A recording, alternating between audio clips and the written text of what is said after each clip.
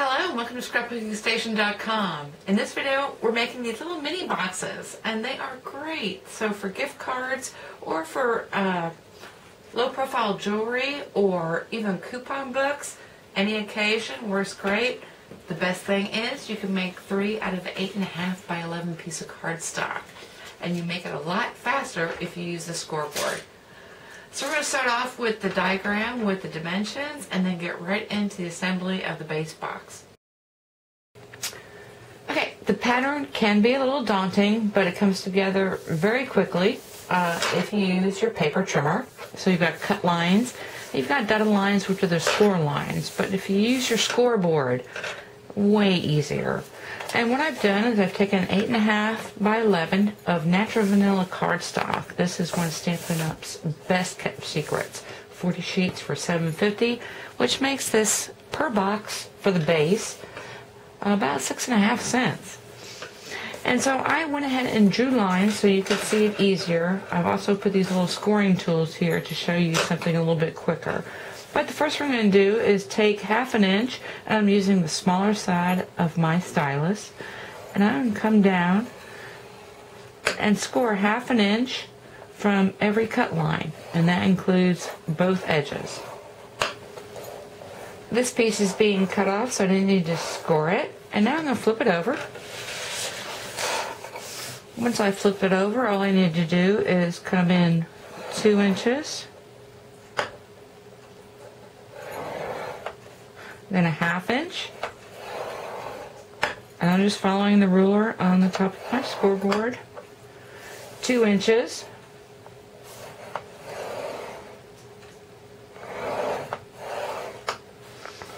and 1/2 inch. So I'm going to take this over to my paper trimmer and cut on these dark lines, and that will leave me with 3 of my base boxes almost finished. Okay, once I get done splitting my 3 base boxes apart, I want to make these little necks. And so I'm just going to come to the center, just around my score valley. And that just makes it a little more elegant. So I'm going to do that with all 3 boxes. Okay, I just wanted to show you, your scoreboard comes with these little clips that can mark things, and so you don't need to draw a line, especially when you got something like early espresso.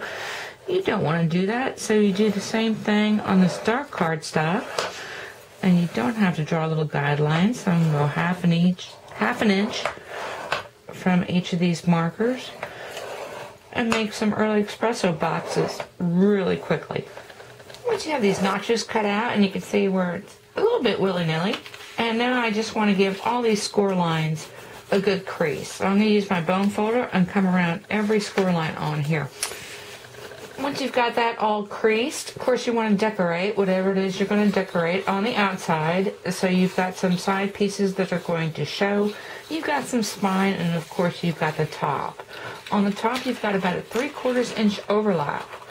And so depending which way you go, you can kind of extend this way. And we're going to take a look at some of those samples. But after you've decorated, these spine tabs need to come in and get glued to the side. And that makes like a nice little tray. And then once that's put together, one will come over the other, like so. And as it happens, it just happens to fit a little restaurant gift card. So let's look at some of the finished pieces. Okay, on this box I covered up some of my panels with patterned paper. So match those up. You can see where I did some of the inside too. My gift card in here, I just put a little belly flap and decorated that as well. And then put a panel on the bottom of my box. So let's spend a couple minutes talking about these patterned paper panels and also the embellishments. Okay, which panels you cover is totally arbitrary and a personal choice, but I would recommend this as the minimums. And so this is the outside of my box. So I've got the 2 sides that are going to show. These flaps actually tuck into there. I've got the 2 spines and then the top of the box. And I chose a pattern off of my Trim the Tree pattern paper, which right now is actually on clearance. And so, of course, I chose patterns which were not so Christmassy. And so this is 1 sheet. Anything you do from here is kind of gravy. And I opted to go with a complementary color on the inside and also do the flaps, which we're going to show once this gets opened. Now, when I cut my pattern papers to match my panels, I allow a 32nd of an inch for each score line that I'm going to cover. So in this case, I've got 2 score lines here, which will give me a 1/16 of an inch less than the 2.5 inch height, and a 1/16 less on the 3.5 inch width. Let me flip this back over.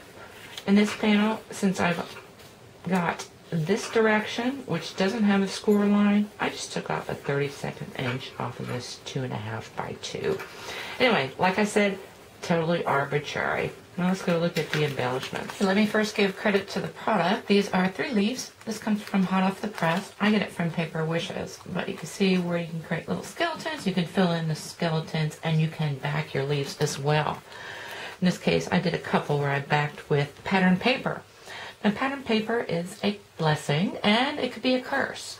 So, something to think about. If you're going to create spray and move across your front flap, know that when it's open, there are going to be pieces peeking out. And depending on how far across you go, that's going to matter. And so something to think about on these pattern papers. If you were just to back it like this, and this happened to be a piece that stuck out on the back side, maybe not so good for this design.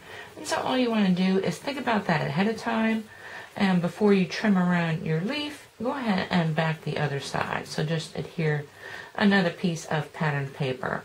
And it doesn't have to be exactly the same one, just something coordinating. The other thing I did with this larger leaf is create a little inlay, and so I am using a double-sided film. And the difference between an adhesive sheet and this double-sided film is that this is actually a clear sheet once I peel off the back. Most of your double-sided adhesives are just kind of a layer of glue. And I always like to keep, especially when working something this small, all my innies that I'm going to move into this leaf stuck inside there. And this way you just don't dump them and then have to figure out which piece goes where. That's just a little tip and trick. And then just the last thing on this innie, you wouldn't think maybe this large die cut would work with this box, but something to think about also is that a portion of a die cut can be really interesting as well. Anyway, that's all I had to say about this box. Let's move into this next design.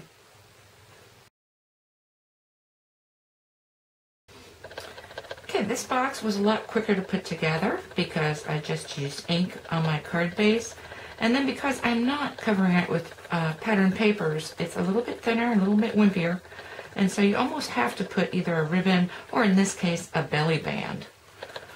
And so while I was doing the box, I went ahead and inked up the band, backed it, and of course used some die cuts to prop this up on dimensionals.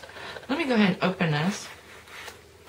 So all you do is slide that off, and not only will your little boxes hold gift cards, but you could put in like little flat Ghirardelli squares, or in this case some low profile jewelry. Just a little foam, that's about a 1/4 inch foam, surround it with tissue paper, and that makes a real good presentation, real nice presentation as well.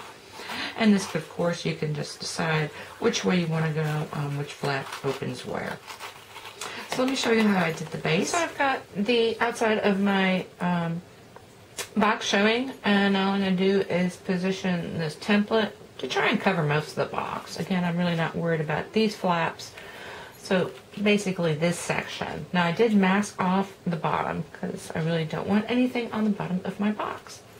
And now I'm just going to take my not quite navy ink and this dauber and daub it around. And I'm not going to hold it down, so I'm going to do that off camera and be back. Once I lifted the template off, this is what I had. And so now I'm just going around and I'm going to add a little more color.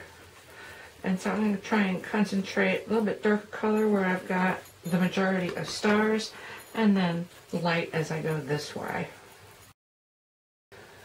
This last thin box is one of the early espresso boxes, and so I've created a belly band, and the belly band is just a band that comes across the box to help to secure it out of a decorative strip. And this is what it looks like when it's cut, and when you cut one pass, two passes, you've got both the belly band and all the accents that I've used for this design.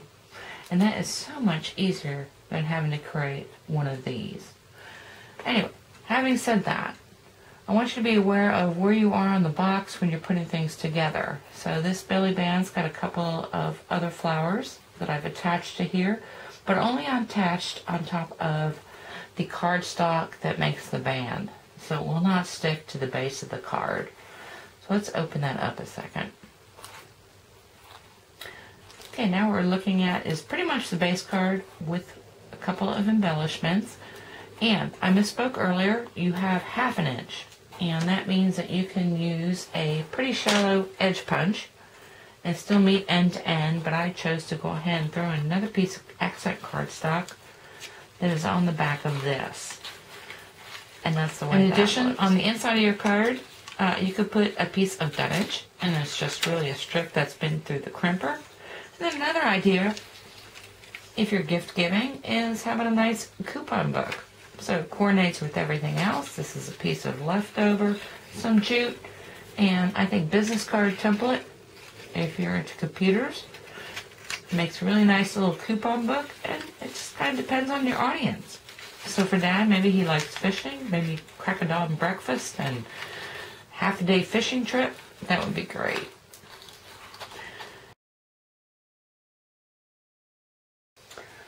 Okay, I'm going to finish up with another box design, and this one just gives you a little more width. It's a little narrower and a little bit longer. And this is about as simple as it gets. So I've used natural white cardstock, which is another great value from Stampin' Up. This I am using my ribbon slider, so a really thick ribbon. Pull that off. I've got a die cut on here, and this is resplendent rectangles, which I use an awful lot.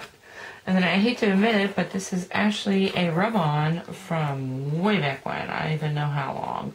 The other thing I wanted to say is if you're putting pattern paper, in this case a directional pattern paper, you remember you want to come in from the outside.